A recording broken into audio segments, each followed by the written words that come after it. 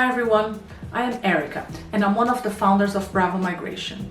We are a migration agency founded in 2008 and I am one of the migration agents here registered with the Australian government.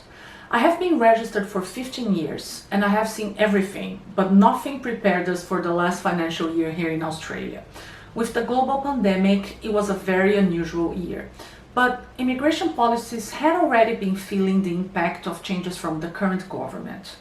Having all that in mind, I am here today to talk to you about trends in Australian immigration for the rest of 2020 and 2021 and what to expect. The government in Australia acknowledges and accepts that the country needs an influx of migrants and that it is necessary to continue with migration plans. Just to give you a better idea, 20% of Australia's GDP growth per capita over the past 40 years has been due to population growth. And this increasing population is mainly due to the arrival of migrants, both with permanent visas and with temporary visas as well. We also need to consider what is called net migration in Australia. This is the number of people entering the country minus the number of people leaving. The net migration for the next financial year is predicted to be just around 35,000 people. So, in other words, population will increase just by 35,000, and this will not be enough for the country to maintain that 20% growth in the next financial year, which ends in June 2021. So the government position is that immigration remains fundamental for Australia, and especially now with the global pandemic. We believe that Australia will not close its doors.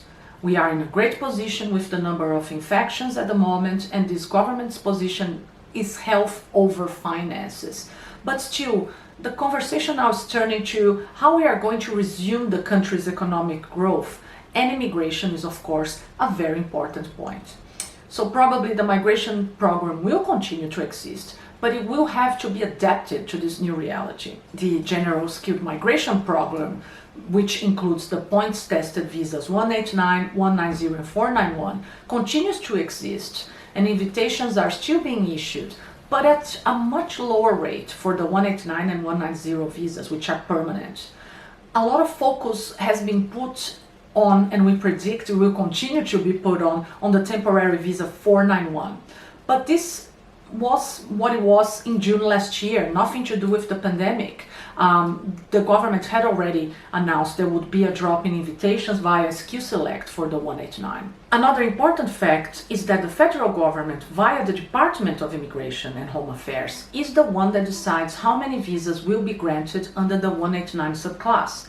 But they also decide how many visas for the 190 and 491 subclasses will be granted by each state and territory.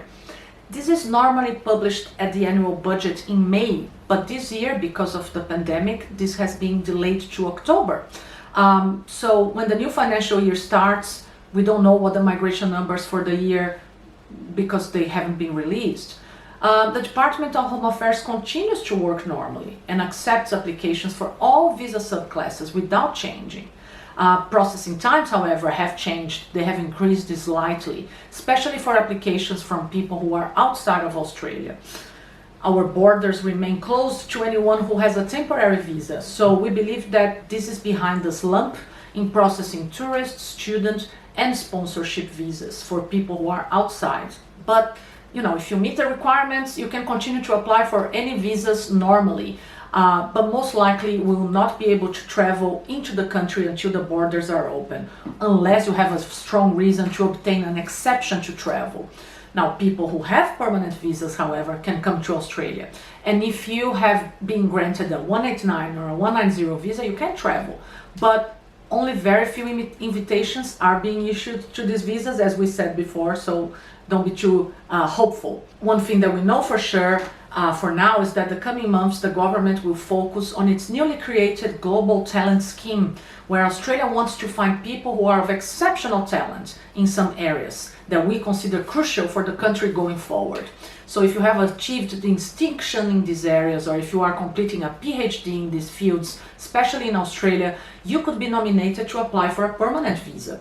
Australia also has a program for employer-nominated or sponsored visas, And even though with the pandemic a lot of Australians lost their job and they are looking for work, there's still room for overseas workers, especially those with skills in shortage in Australia.